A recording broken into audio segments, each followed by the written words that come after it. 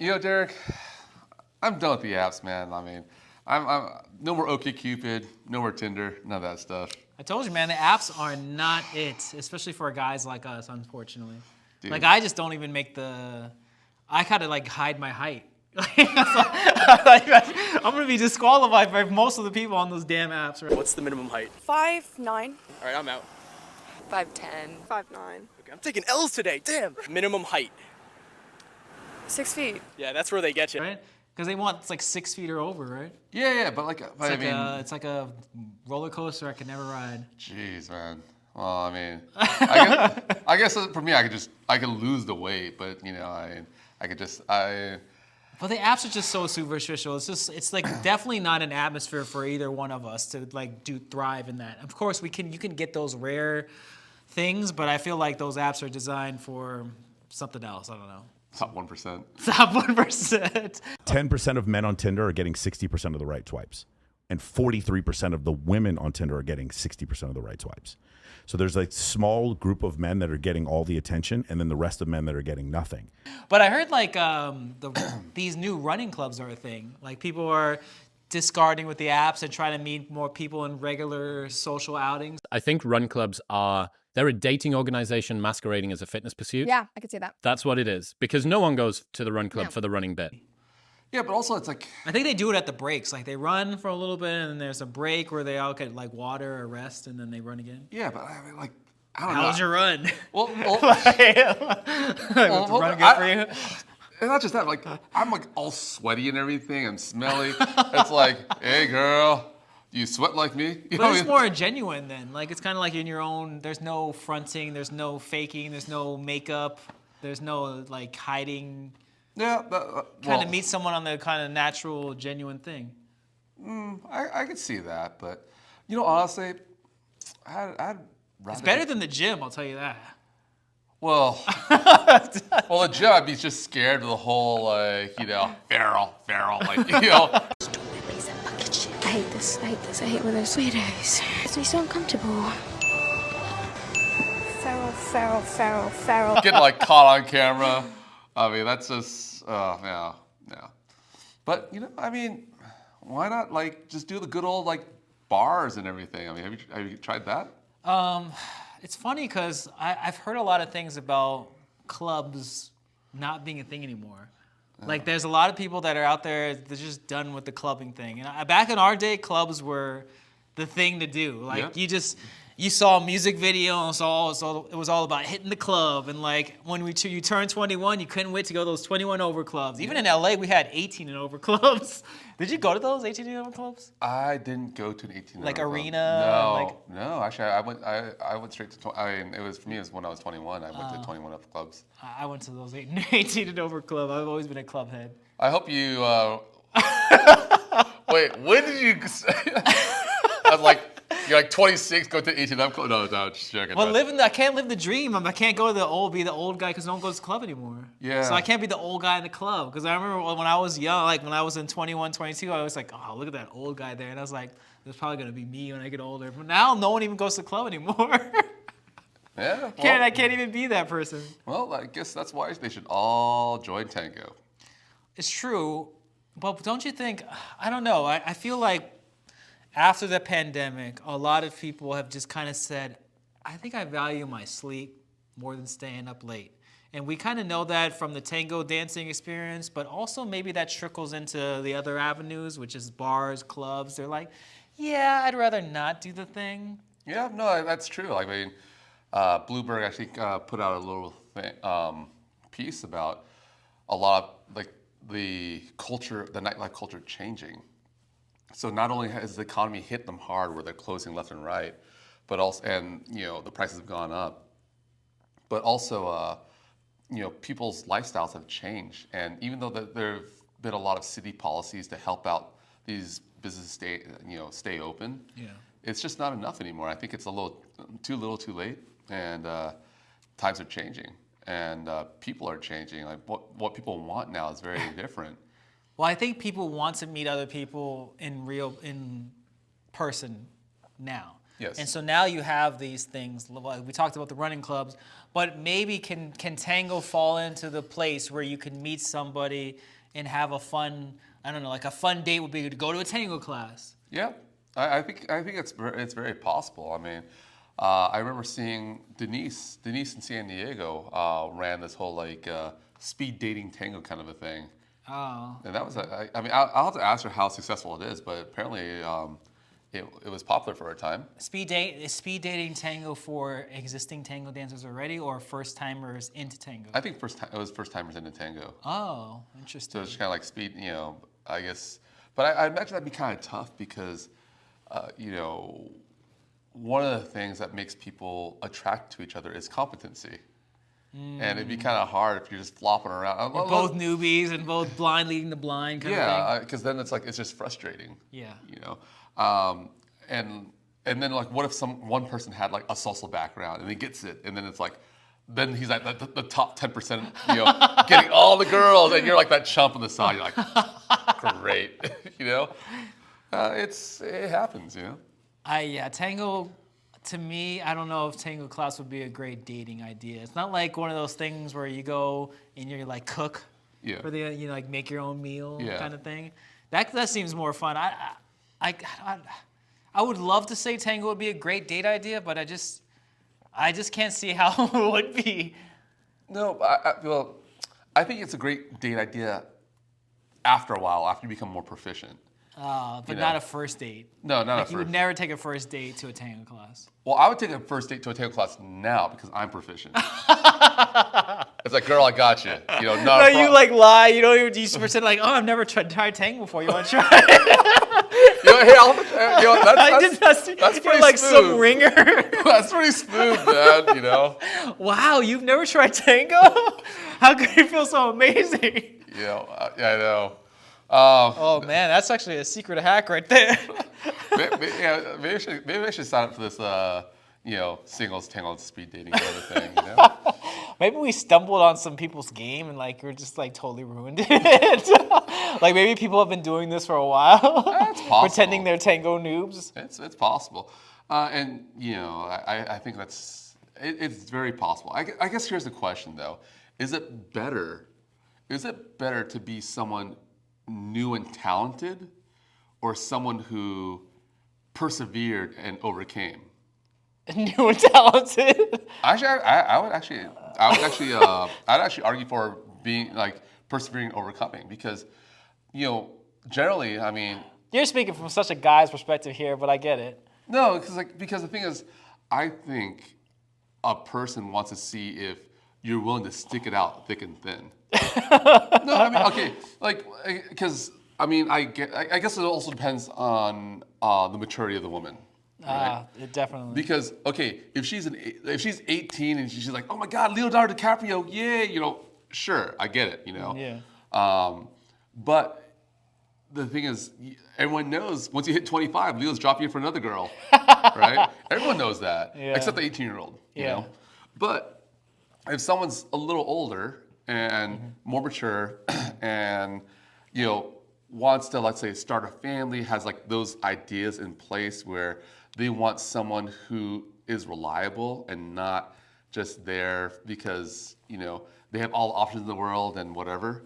I think I think someone who has persevered and overcome is a better sell. And also, I think who doesn't like an underdog story? That's true. And I kind of look at it myself in that regard as the underdog story in this scenario. I feel like tango has given me a lot of confidence. Not only talking to women and being around women and being more comfortable, close contact with women, but also just people in general. Just like owning your presence with other people, whether it's man, woman, whatever, right? I feel like I've garnered so much more presence and so much more confidence in myself from learning this very hard, difficult adventure of which we call tango. And so just through that, I feel like it's given me a lot of confidence. It's kind of like when I watch like all of those things where like, oh yeah, like all these preferences from women, like, oh yeah, you gotta be this and that and like list all these things that I'm not.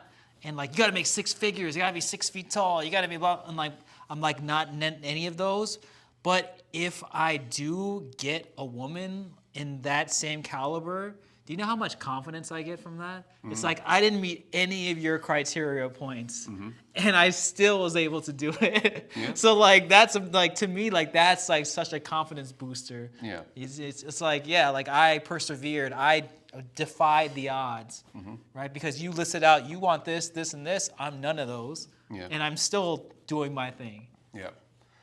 So here's another thought, like salsa versus tango. Yeah. You know, because when people go into social dancing, like, I mean, yeah, there's bachata now also, but generally, Bachacha's very popular. It is.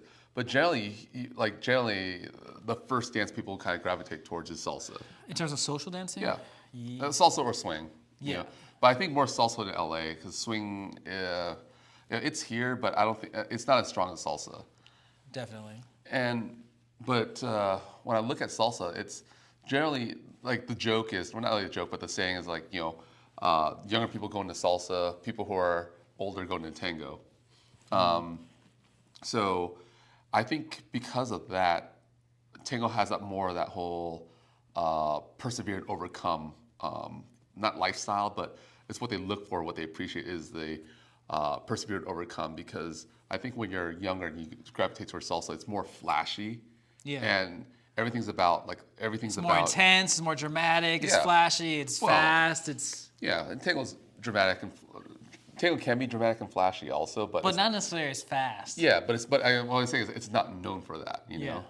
And I think what it comes back down to is that generally people who gravitate towards flashy are looking for talent in a box, like young and talented, rather than someone who appreciates something that's more subtle and nuanced, like tango, would appreciate perseverance and overcoming something. Wait, you don't think that people in tango appreciate young and talented? Are you serious? Actually, in terms of, no, I think, okay, I would beg to differ. it depends who you're talking to. I think guys appreciate young and talented. I don't think ladies appreciate young and talented as much as guys do. Really? Yeah, I don't think so. Why? What made you think of that? Because I think a lot of it is like, I mean, I think everyone appreciates a good embrace and everything, but like, but I think it takes a certain amount of maturity to be talented in tango, and I don't think it comes hand in hand. It's kind of like saying it's like old money versus new money, where like old money lasts longer. You have this idea of perseverance. You have this idea that longevity. Where I think new money is like I just won the lottery and like you don't know if it's in today and gone tomorrow. And I kind of view it like that, where people who might be young and talented, it could be here today, gone tomorrow, versus someone who's actually invested. They're in for the long haul. Yeah. Well, I think that young kind of has a kind of negative stereotype in tango because I feel like, especially for leads and male leads, that if you look young, most likely people equate that to inexperience and not a lot of years in tango. And so they kind of probably dismiss you as like a beginner if you are young or look young. Yeah, that's actually kind of funny because I have a lot of Argentine friends who are professionals or trying to be professionals. Yeah. Yeah. Yeah, slick back their hair and wear the suit all the time to make them look older. No, it's not just that. Like they smoke a lot, and that kind of ages them to like look older. Like they look more like they have that more of that. Let's give them 10 more years. I don't want to say wise look, but more of that experienced look. And yeah, so I know a lot of these people like they smoke like a chimney because it's to get that look, to get that feel. So it's kind of interesting that youth is equated to inexperience rather than someone just looking at do they have the goods or not. Yeah, that's true. But I mean, just from my standpoint, I feel like when I was starting out, because I started in my late 20s, I feel like, yeah, I kind of got passed over just because of my youth. Well, I'm sure like I did get dances, but I feel like there was in the beginning just a lot of just kind of like, stereotypes Maybe, but because I don't meet a certain standard. yeah, but I mean, I guess. But after they see you dance, did they change their mind, or is it like a or? Maybe, because I think that some people, well, I really love, people really wanted to dance milonga with me when I was younger. Because they're like, oh, you could really move and really, I really appreciate that. You could dance to the music. And because I was fast, I was always dancing really fast. And I pretty much danced everything like milonga when I was, first couple of years in. Okay. But maybe, like, did you dance all your tangos fast too? Yeah, everything. So Everything is fast. So in that sense, I mean, maybe that's a sign that you weren't experienced enough to dance slow or dance, so is it really youth or is what they saw? True, that's true. I know myself, like, I was just a figure junkie, so, and I had one speed, I didn't know how to differentiate a lot. So I know myself, it's like, I might have thought, like, oh man, I got like 200 figures under my belt, but no, like, looking back, that's a joke, The other thing is, I know we were talking about dating here, but I think a lot of it is, I think tango is a place where people could actually have social connection. And I think that's the main thing I wanted to sell tango as, is a place to have social interaction and to have physical touch. Because Get off your phone, right? yeah, no, definitely. And I think like we're stuck in like social media world where nothing's real. It's just like Instagram this, filter that. It's all staged. Everything's staged and And I think curated. Tango's very real. Where, I mean, yeah, it's hard to get past. We're not. Sometimes when we're dancing, we're just focused on the dance. We're not focused on getting to know people. Right. But at the same time, I think it satisfies something that The inner soul. yeah, that we're definitely missing that. We're definitely missing human interaction. We're definitely missing like hugging people. We're definitely missing a lot of these things. And Well, we're pack creatures, right? yeah, Like we're meant to be in a community Yeah. of people. We're not meant to be solitary. definitely.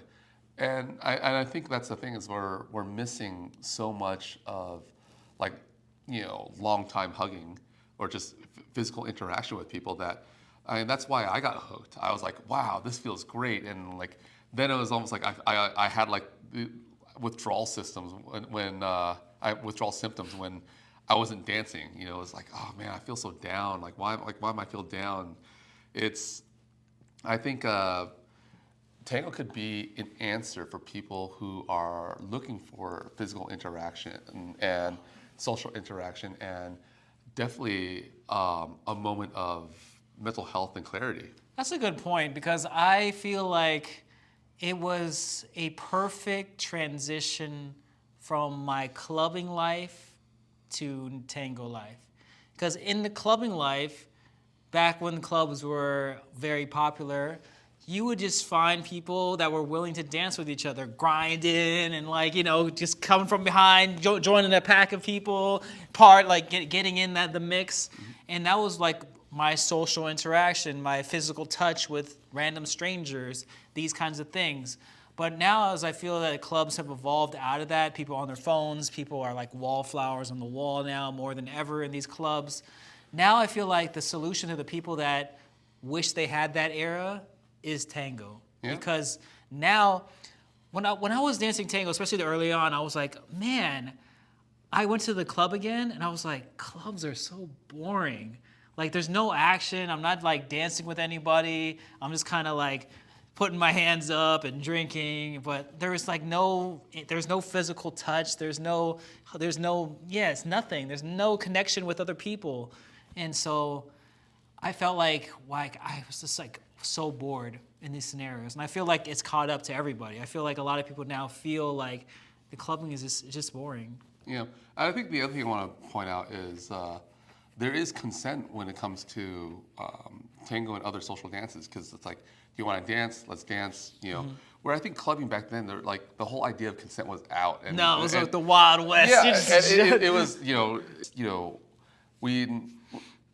it's good to take alcohol out of the picture and just have good social interactions with social dancing. So definitely would recommend tango. And another thing is a lot of insurance, like mental health insurance, not mental health insurance, but a lot of medical insurances will actually cover dance now as part of preventative health and and mental health. I mean, I know my company Blue Shield does. That's cool. So I get like $20 off a month for, it's like $20 to. It's like hey, use it for yoga, you can use it for anything, Yeah. But hey, I can use it for tango, so $20 goes into tango. The sad part is I just don't feel like a lot of people know that this option is available.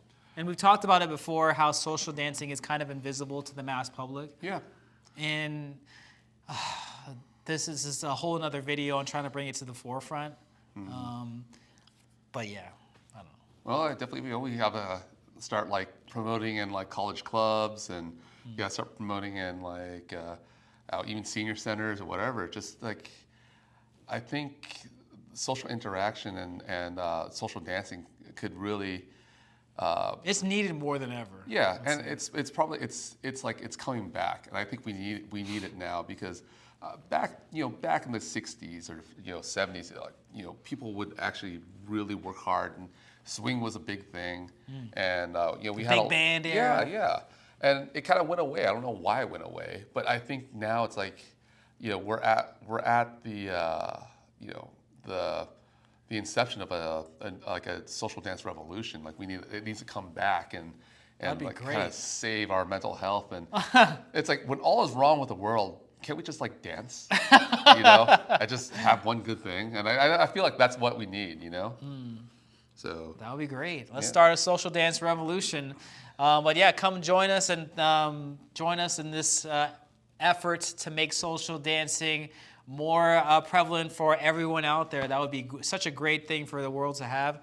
And we already know that tango is a popular dance, but it could be even more popular, and it's up to us to make it more so. But thanks for tuning into this latest episode of Left Foot, Right Foot, and we'll catch you on the next one. Thank you for joining us for this episode of Left Foot, Right Foot. Don't forget to click the subscribe button and notification bell to keep up to us and our latest content. Yeah, it really goes a long way. We've come a long way so far, and we really appreciate everyone's support in helping us grow this channel and all supporting our lifelong path of really getting social dancing out there and allowing other people to find their way to Argentine Tango.